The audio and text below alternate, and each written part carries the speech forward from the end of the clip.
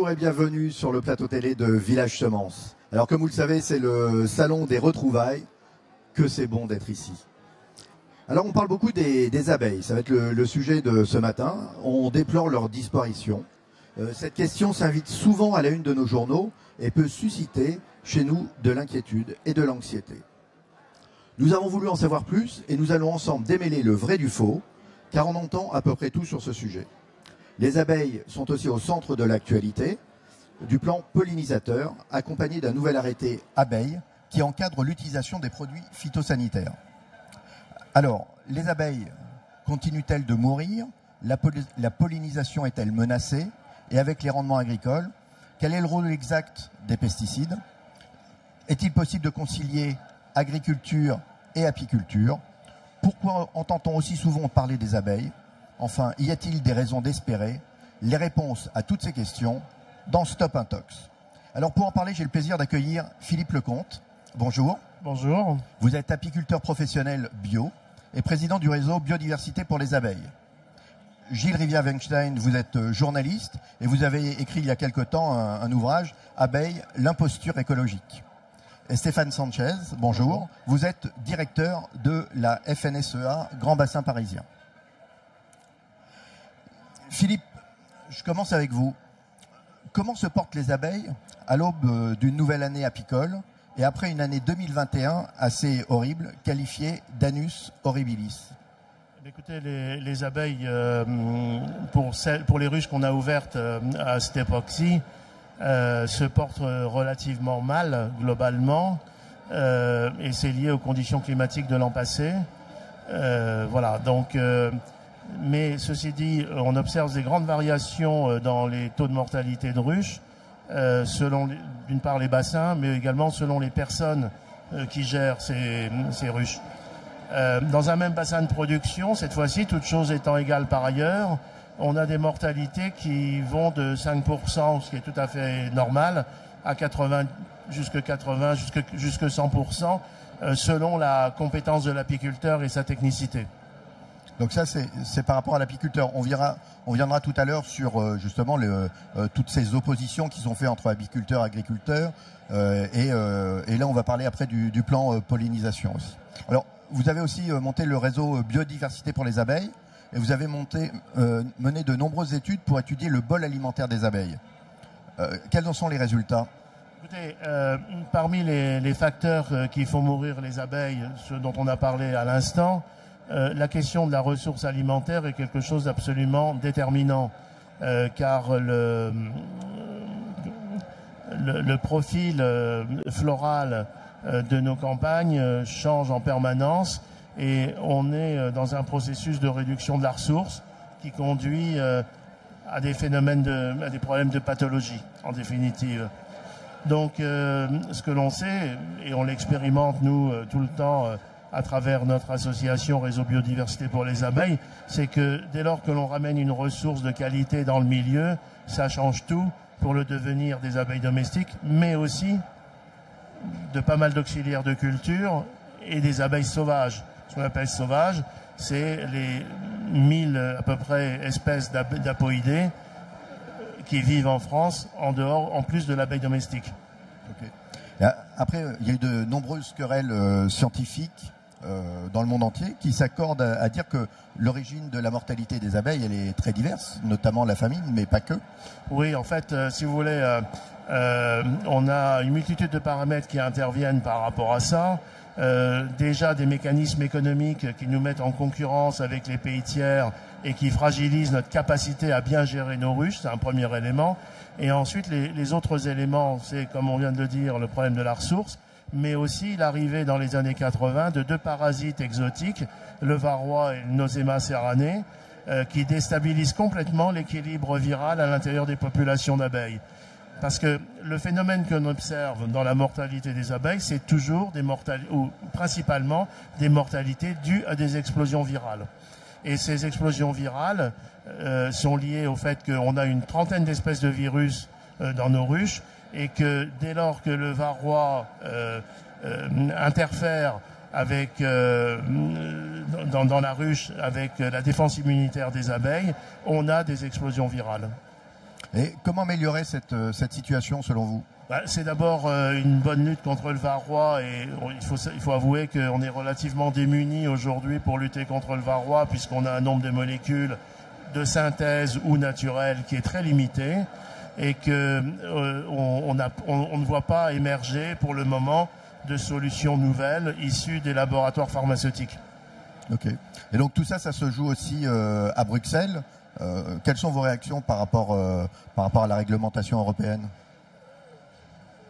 Alors, écoutez, du côté de l'agriculture, les réglementations sur l'usage des produits phytosanitaires, on peut se poser la question, est-ce qu'on ne va pas au-delà du raisonnable et du nécessaire, car quand on fait une simulation sur le devenir d'un certain nombre de cultures, on risque de se retrouver avec des réductions massives. On a vu comme ça la disparition de la févrole, par exemple, et on sait que le colza va souffrir suite aux interdictions récentes, notamment du phosmètre. Et par ailleurs, pour le moment, on ne voit pas apparaître de solutions alternatives solides qui permettraient aux agriculteurs de bien contenir ce parasitisme. On a bien sûr des espoirs, dont des espoirs dans le biocontrôle, mais c'est le temps que ça se mette en place, il va falloir du temps, du savoir, du transfert de savoir-faire et une gestion spatiale. On va revenir justement sur ce point. Gilles Rivière-Werkstein, vous êtes donc journaliste, bonjour, et vous avez écrit il y a quelque temps ce livre Abeilles, l'imposture écologique. Pourquoi est-ce que vous avez écrit ce livre et qu'est-ce que vous avez cherché à travers cette écriture? Alors, c'est un livre que j'ai écrit il y a bien une dizaine d'années. Et à l'époque, quand on parlait d'abeilles, de mortalité d'abeilles, il y avait une seule cause qui était évoquée. C'était systématiquement la même chose. On ne parlait que de pesticides. Donc moi, j'ai voulu en savoir plus et je n'y connaissais rien. Je ne suis pas apiculteur, je ne suis pas agriculteur. Et donc c'est avec le contact avec les apiculteurs et les agriculteurs que je me suis rendu compte qu'en fait, c'était beaucoup plus complexe que cette vision simple qu'on avait, qui était voilà, insecticides, pesticides, c'est les causes de mortalité d'abeilles, que c'était multifactoriel. Là, Philippe en a montré, a développé le sujet déjà. Rappelons quelques chiffres. L'année dernière, par exemple, la production totale de miel s'est élevée aux alentours de 10 000 tonnes, hein, à peine 10 000 tonnes. Or, la France consomme 40 000 tonnes. Et l'année d'avant, on avait produit environ 20 000 tonnes. Donc déjà, dans une année normale, on est sur un déficit de production de miel. Mais l'année dernière, on a produit la moitié de ce qu'on produit habituellement. Et là, c'est uniquement, mais vraiment uniquement, en raison du climat. On peut vous expliquer en détail. C'est à un moment donné, il fait trop chaud, il fait trop froid, etc. Et donc, moi, j'ai voulu, avec ce livre, mettre un pavé dans la mare en disant, attendez, on se focalise tous sur les pesticides, et si la mortalité des abeilles était plutôt multifactorielle. Et c'est précisément parce que pendant des années, on a refusé de voir les autres causes qui n'ont pas été prises en cause, en fait, qu'aujourd'hui, l'apiculture se trouve en réalité dans une véritable impasse. Parce qu'on n'a pas trouvé les solutions nécessaires pour les autres problèmes. Or, on sait ce qu'il faudrait faire, on ne le fait pas, on continue à ne pas le faire, et même, on en reviendra peut-être un peu plus tard, mais la politique agricole aujourd'hui, telle qu'elle est vue, elle va conduire à créer des problèmes supplémentaires pour l'apiculture. Alors, justement, on est revenu sur ce livre dans Stamp & Sox, volontairement, 10 ans. Est-ce qu'il est toujours d'actualité? Bah écoutez, si je devais l'écrire aujourd'hui, j'ai 10 ans d'expérience de plus, donc je l'écrirais différemment. Mais sur les causes, sur les problèmes. Bien sûr, c'est exactement, absolument, il n'y a pas là-dessus, il n'y a pas une virgule à changer. Mais aujourd'hui, bon, on a aussi évolué dans les connaissances, donc on sait beaucoup plus de choses, donc je le réécrirais très volontiers, de manière différente en tout cas.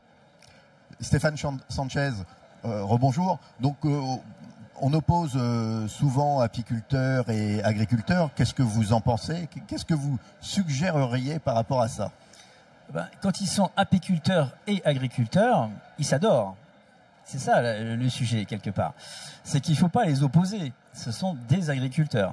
Alors, ils ont des spécialisations, parfois, différentes.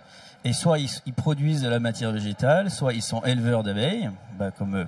Lecomte. Et parfois, ils font les deux. Et c'est vrai que la solution, on se dit, mais oui, mais quand ils font les deux, ils sont au cœur de la problématique. C'est-à-dire, ils fournissent un bol alimentaire à leurs animaux d'élevage.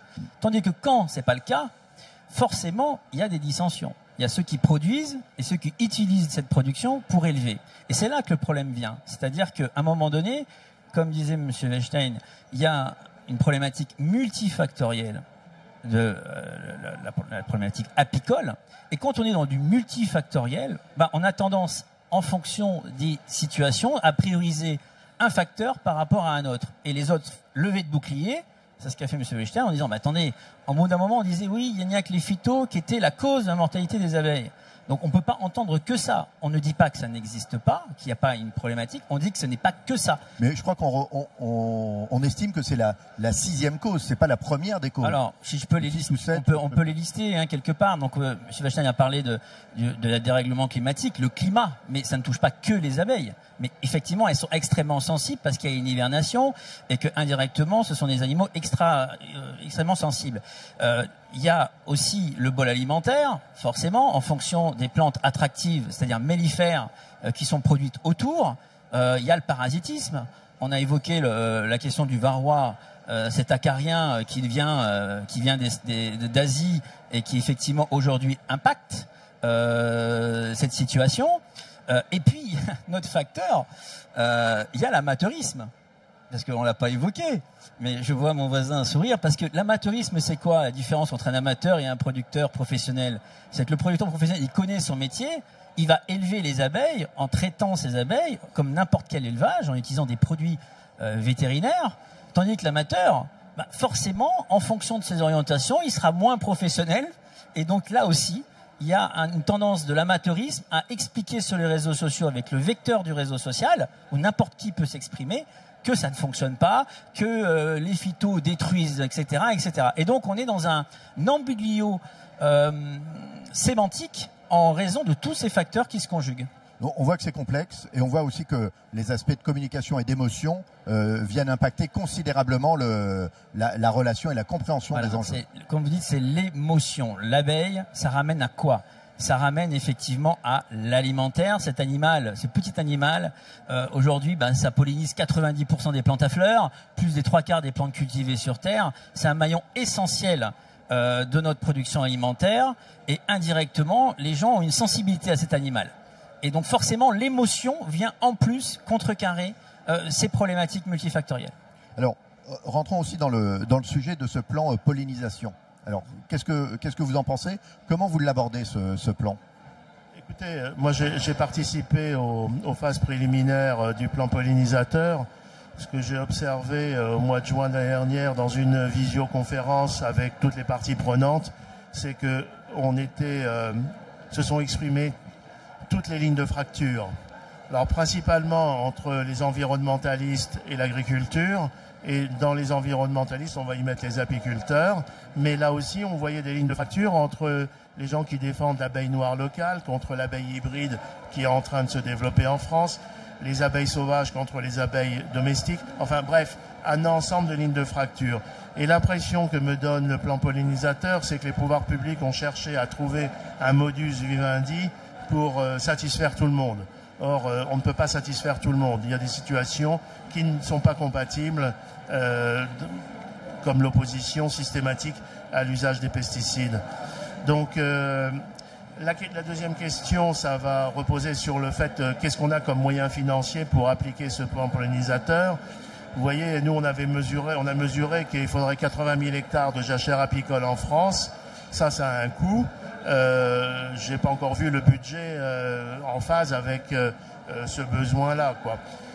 Dans le plan pollinisateur, on a également un focus sur la santé des abeilles, mais là aussi, j'ai pas vu d'écho. Je connais des gens qui travaillent sur des solutions alternatives et nouvelles, des laboratoires privés sur le varroa, et je ne vois pas d'écho aux demandes auprès des services de l'État pour booster cette recherche et ce développement. Donc, j'espère qu'il va y avoir une déclinaison réelle de ce plan pollinisateur, mais je suis pas tout à fait convaincu qu'on l'aura, quoi. Okay. Gilles, quelle est votre réaction pour vous sur le plan pollinisateur?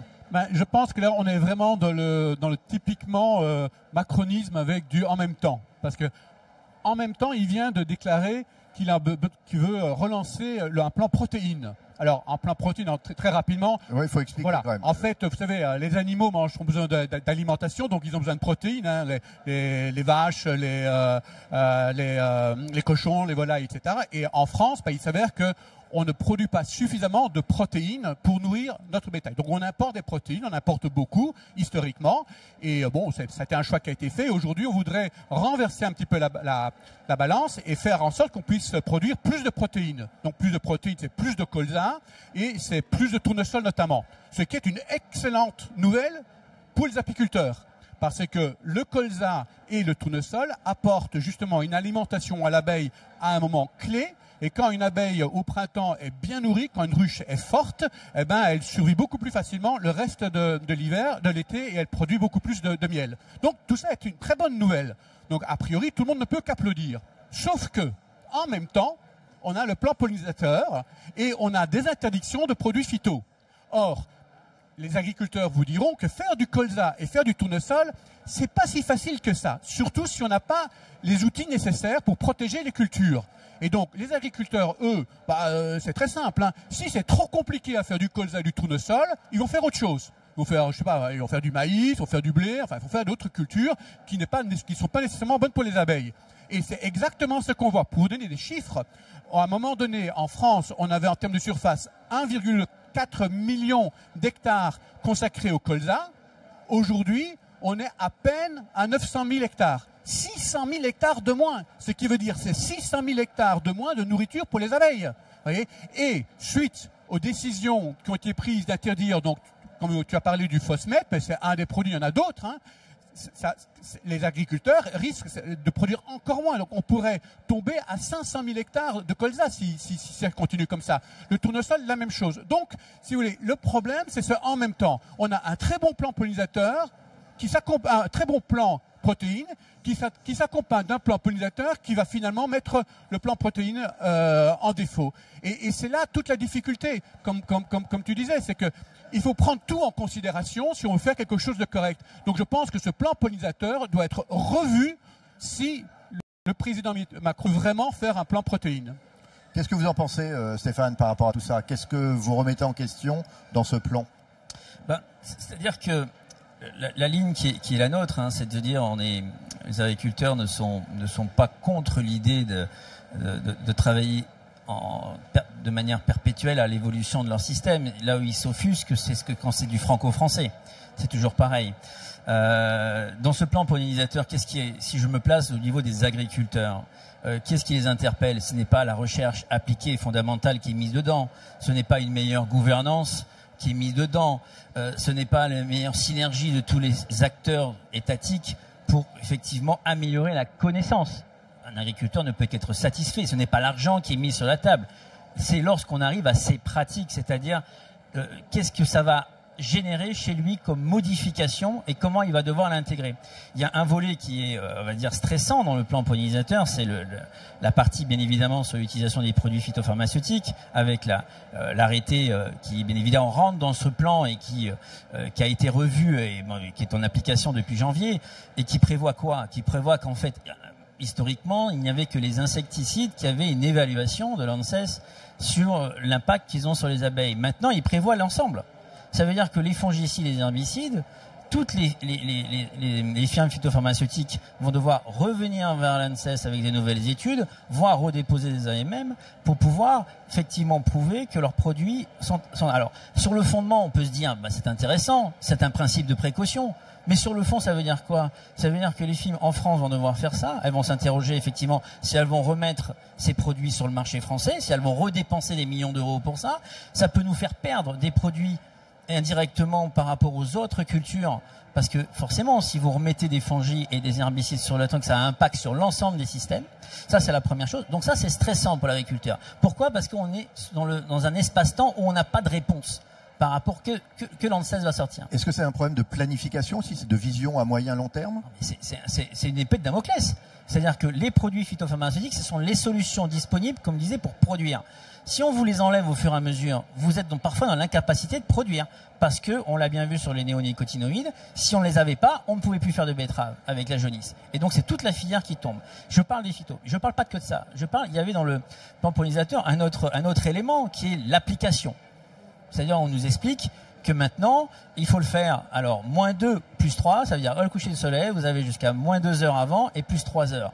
Là aussi, c'est une méconnaissance des pratiques agricoles. Parce que d'un système à l'autre, on ne peut pas mettre en application ça par rapport à la pente des terres, par rapport aux ravageurs diurnes qu'on ne peut pas traiter la nuit, etc. Il y a d'autres exemples comme ça. Donc, qu'est-ce que fait l'État? Lorsqu'il lance quelque chose comme ça, il y a une consultation publique et ils reviennent en disant bon bah maintenant on va étudier un gradient de température en dessous duquel on pourra traiter parce que les abeilles elles sont thermosensibles et elles ne sortent pas quand il fait trop froid. Bon, tout ça, c'est une énergie folle qui finalement quel est l'acteur qui va être le principal acteur de tout ça? C'est l'agriculteur qui lui, on va dire indirectement, gère les dommages collatéraux de tout ça. Et que pensent les apiculteurs, et notamment avec la notion de bio qui va avec? Excusez-moi, j'ai pas répété. Que pensent les apiculteurs justement dans ce contexte-là, et notamment avec la notion de bio qui va avec? Comment vous réagissez aux propos de Stéphane? Écoutez, par rapport à l'apiculture bio, quand on a une culture qui reçoit des produits phytosanitaires en végétation, elle est exclue du label bio. On en a plein d'autres de cultures, comme la luzerne par exemple, qui échappent à la logique du traitement. Ceci dit, on a vraiment besoin de ces ressources, même d'une agriculture conventionnelle, pour nourrir des abeilles bio. On ne peut pas s'en passer. C'est ça le réalisme du terrain, quoi. Et je reviens sur la question de la jachère qu'évoquait Gilles. C'est quelque chose qui est possible? Où va-t-on avec cette notion de jachère? La jachère est incluse déjà dans la PAC, hein. C'est-à-dire qu'il y a effectivement des mesures d'artificialisation non productive de terre, de surface. Ça fait grand débat, hein, le pourcentage au niveau européen. Mais la PAC est européenne, d'accord? Attention, je sépare bien les choses. C'est-à-dire qu'après, les États peuvent faire des choix lorsqu'on leur laisse la subsidiarité de le faire. Là, on est vraiment en ce qui concerne le plan pollinisateur, mais il n'y a pas que lui. Hein. C'est-à-dire que les zones de non-traitement, la révision de Natura 2005, on est sur des politiques franco-françaises qui nous posent question lorsqu'on est justement dans une politique européenne générale. Et donc sur la jachère, c'est déjà le cas. Après, c'est le pourcentage et le financement. Parce qu'un agriculteur, j'aurais tendance à dire, si on prend en considération que cette surface qui ne sera donc pas utilisée à des fins de production pour pouvoir trouver son équilibre économique est rémunérée au juste prix de ce qu'elle produit, la question ne se pose pas pour lui. C'est un acteur économique. Voilà, il faut toujours se poser cette question-là. Ouais, Philippe.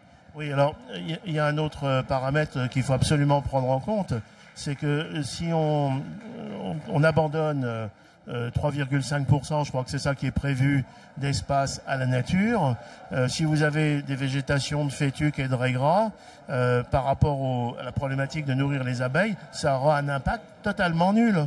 Donc il vaut mieux avoir des choix d'espèces florales très productives plutôt que, sur des petites surfaces, plutôt que d'avoir des grandes surfaces totalement improductives. Nous, quand on a commencé à travailler sur les jachères apicoles dans les années 2000, on s'est rendu compte que quand on modifiait à hauteur de 0,3% l'espace dans le territoire des abeilles, on apportait la nourriture des abeilles à hauteur de 75%. Donc ça sert à rien d'aller chercher 3,5% de l'espace agricole s'il n'est pas productif pour les abeilles. Il vaut mieux consacrer une surface plus faible, qui coûte cher à l'implantation et à l'entretien, mais qui est terriblement efficace. Mais quand vous avez ces consultations justement dans le cadre de la création de ce plan, comment se fait-il que vous n'arriviez pas à vous entendre? Tu veux parler, c'est que la question, elle est du côté de l'expertise, je pense, d'une part, et du choix politique. C'est-à-dire qu'aujourd'hui, les pouvoirs publics n'ont pas la capacité, semble-t-il, n'ont pas la capacité d'expertise, et ils vont chercher une expertise chez des syndicalistes, par exemple, ou des environnementalistes, qui sont des militants qui défendent une cause qui est globalement incompatible avec le développement de l'agriculture moderne, quoi. Gilles, tu partages le constat? En fait, c'est un dossier dans lequel, comme tu l'as dit, il y a beaucoup d'émotions, il y a beaucoup d'idéologie. Parce qu'en réalité, les solutions, on les connaît. On sait que la principale cause de mortalité des abeilles, ça reste les maladies. On sait ça. On sait comment il faut traiter. Même si on a des difficultés avec certaines molécules, on aurait pu investir dans les traitements contre le varroa, contre d'autres virus. On sait ça. On sait l'importance du bol alimentaire pour l'abeille. On peut mettre ça en place, comme Philippe le dit. C'est pas compliqué. On n'a pas besoin de convertir toute la France en jachère pour nourrir des abeilles. Tout ça, on connaît. On sait aussi que c'est très important qu'il y a une compétition entre les abeilles domestiques et les abeilles sauvages. Donc il faut faire très attention aux abeilles domestiques, qu'elles ne viennent pas, que ce qu'on fait pour les abeilles domestiques n'empêche pas les abeilles sauvages à se développer. Tout ça, c'est connu. Mais comme on a focalisé sur la question des pesticides, du coup, c'est devenu la chose à battre. C'est-à-dire qu'aujourd'hui, il ne peut pas y avoir de plan pour aider les abeilles sans lutte contre les pesticides. Ce n'est plus possible, alors que ce n'est pas le problème essentiel. Et donc, à partir de ce dogme-là, bien entendu qu'on fait fausse route. Et en plus de ça, comme on le disait tout à l'heure, c'est pas que pour les abeilles qu'on est en train de diminuer le rôle des pesticides, et ça a des conséquences sur la manière dont les agriculteurs vont produire. Donc ça, c'est vraiment quelque chose à prendre en compte. On ne va pas forcer les agriculteurs à produire des plantes qui sont bonnes pour les abeilles si par ailleurs on leur met plein d'obstacles. C'est pas possible. Ils vont faire au plus simple. Est-ce qu'on n'est pas aussi dans un problème de surréglementation aujourd'hui? Non mais totalement. C'est-à-dire que le plan pollinisateur n'existe pas dans les autres pays. Donc la promesse de Macron, la promesse de tous les autres candidats qui disent pas de surtransposition. Mais excusez-moi, c'est du pipeau. Tous les jours, les agriculteurs voient des surtranspositions. Alors on ne le dit pas, mais c'est le cas. Le plan pollinisateur, c'est très simple. Au nom de la surtransposition, devrait être mis à la poubelle. Ça n'existe dans aucun autre pays européen. Donc soit on a un plan pollinisateur pour l'ensemble de l'Europe, soit on n'en a pas en France. C'est tout simple. Stéphane, vous partagez ce point de vue sur cette surréglementation? La surtransposition, c'est un de notre cheval de bataille. Hein. Là encore, je répète, il faut que sur un marché commun ouvert, les règles soient les mêmes pour tout le monde. On ne peut pas, dans ces cas-là, réussir à se développer, à donner aux jeunes l'envie de s'installer si on leur donne pas les outils économiques nécessaires et réglementaires, parce que maintenant la corrélation est très forte. Hein, si on vous enlève des molécules chaque année et que vous en donne, on vous enlève les moyens de produire. Donc les moyens de produire, c'est quoi? Ce sont les phytos, les semences, les engrais, l'eau. L'eau. Hein, attention, c'est un moyen de production. Il y a eu un varenne de l'eau, hein, notamment. Voilà. Mais ça, c'est bien les varennes de l'eau. Mais derrière, on est face, là encore, à l'émotion, la culture de l'émotion dans les réseaux sociaux. Les fameuses bassines avec les actions qu'on détruit les bassines, alors que les bassines, finalement, qu'est-ce que c'est? C'est de mettre de l'eau de réserve, de l'eau fluviale et pluviale qui normalement ruisselle et part dans les rivières, on la capte pour pouvoir la réutiliser. Ce n'est pas de l'eau qui sort, comme ils le disent, des nappes phréatiques et qui vient pomper l'eau des consommateurs. Tout ça, c'est un discours sémantique d'opposition. Nous, on dit non, l'eau, on en a besoin pour produire. Comment on reprend le contrôle des émotions, justement? Puisque Gilles évoquait la question donc des activistes divers et variés dans ce sujet. Comment est-ce que vous, qui êtes sur le terrain, vous pouvez reprendre le contrôle quelque part de cette situation? Alors, juste une précision. Quand vous avez parlé tout à l'heure du moment où les agriculteurs peuvent traiter. Entre la nuit et le matin. À l'époque, c'était pas le ministre actuel qui avait mis ça en place, hein, c'était Stéphane Le Foll.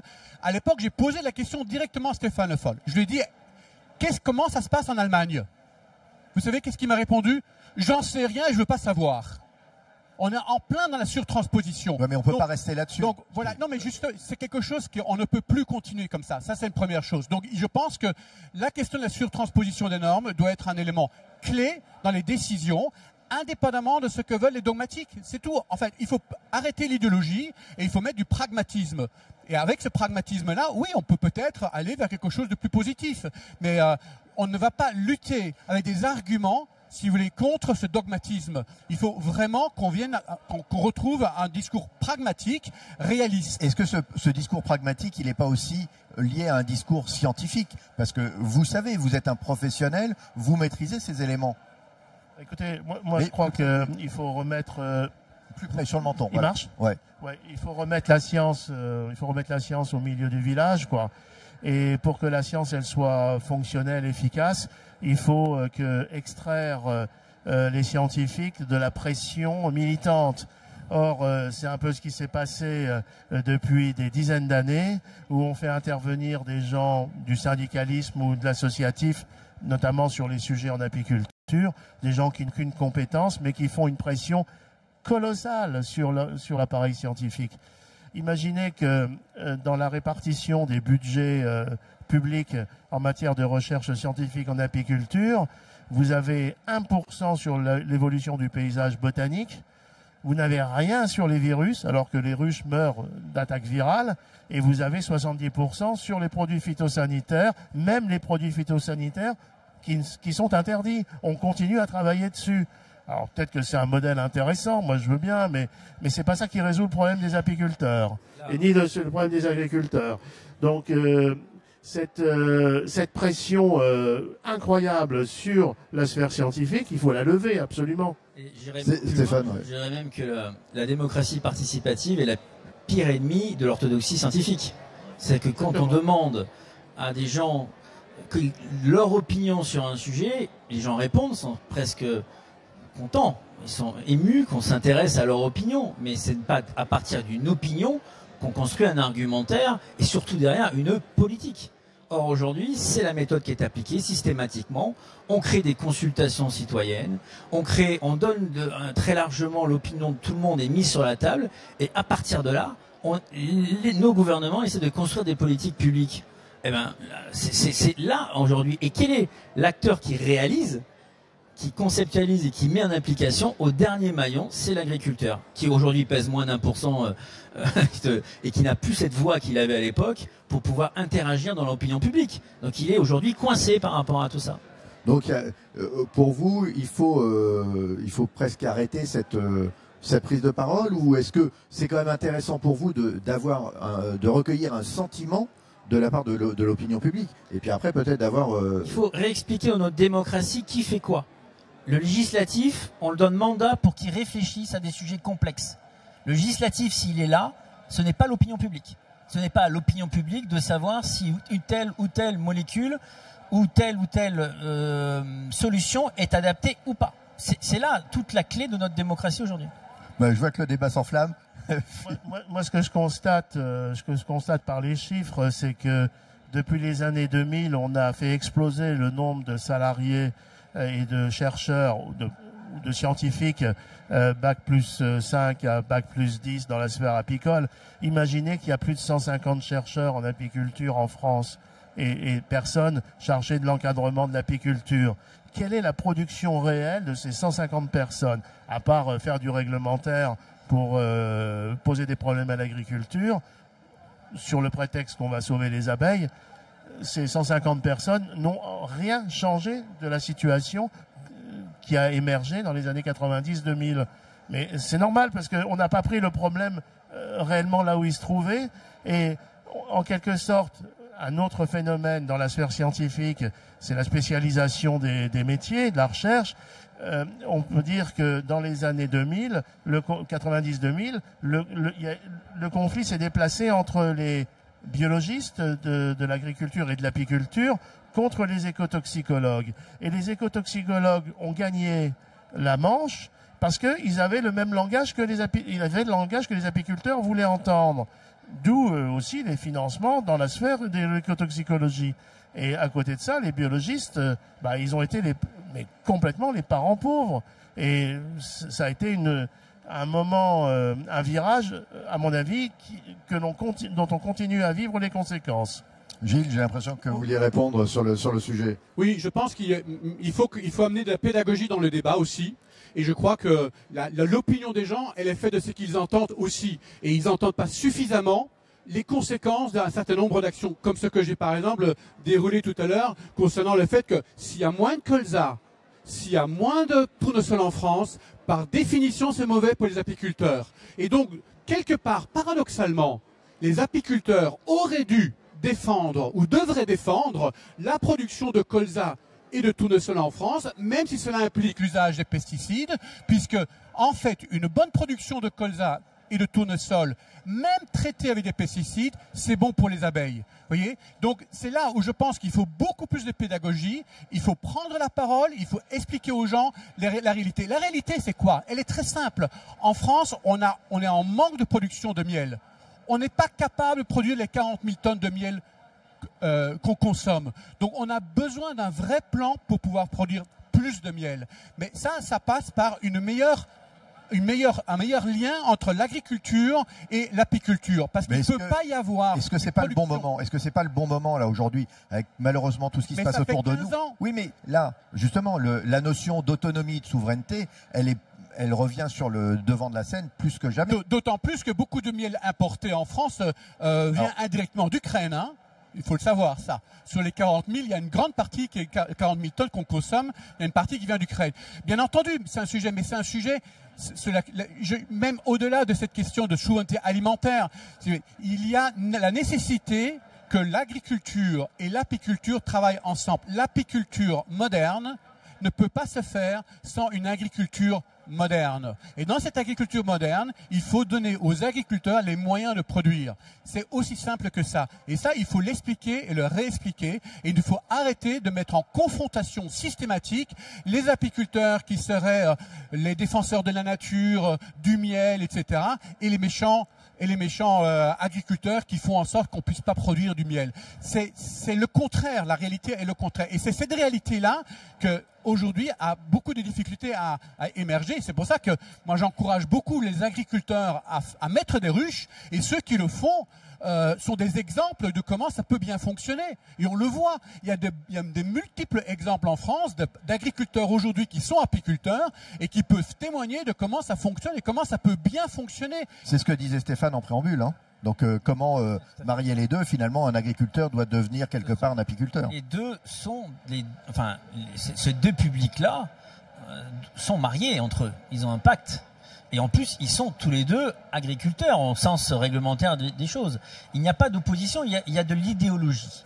Pas la même chose. Ouais, c'est ça, et à partir du moment où c'est effectivement, on en arrive à une professionnalisation, c'est là où la clé de cette filière, c'est sa professionnalisation pour avoir effectivement derrière un discours beaucoup plus ancré sur la réalité du métier que sur une idéologie qui concourt à mettre en avant certains problèmes par rapport à d'autres. C'est ça l'idéologie. Par rapport, Philippe, vous vouliez dire? Il faut revenir aussi sur la macroéconomie en apiculture.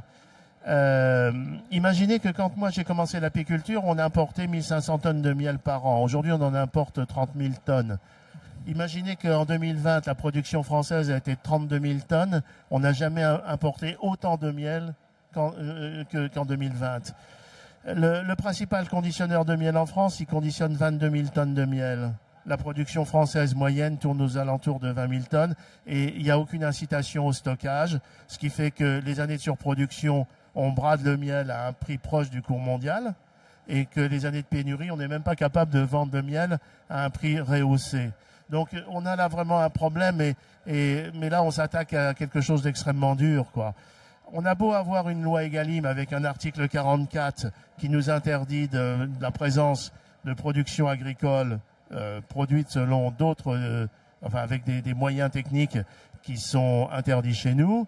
Elle ne s'applique pas en apiculture. Or, quand on regarde les résidus dans les cires d'abeilles qui nous viennent de l'étranger, on a plein de substances type coumaphos, propargite qui sont totalement interdites en Europe. Et pour autant, on n'interdit pas les importations de ces miels-là. Il y a quelque chose qui ne va pas, quoi. Bah justement, dans ce qui ne va pas, aujourd'hui, on voit une surréglementation. Enfin voilà, il y a beaucoup de soucis. À qui ça profite tout ça? Pourquoi est-ce qu'on fait ça? Écoutez, ça, moi, j'en sais rien. Je pense que globalement, il me semble quand même que globalement, l'Europe est faite pour les consommateurs. Je crois que c'était le choix initial. Et les politiques trouvent des relais quand même chez les industriels du conditionnement du miel pour continuer à mettre cette situation délétère pour tout le monde.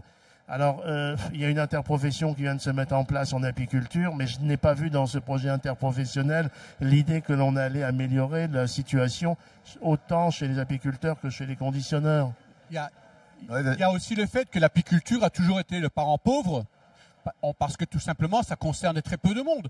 Il y a 60 000, je pense, à un moment donné, les chiffres c'était 60 000 producteurs de miel amateurs, et à peine 2000 professionnels.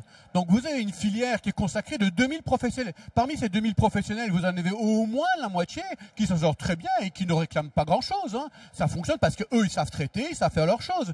Donc on entend beaucoup de ce discours qu'on entend, c'est tout simplement parce que imaginons que pour faire du porc, vous aviez que n'importe qui puisse faire un élevage de porc.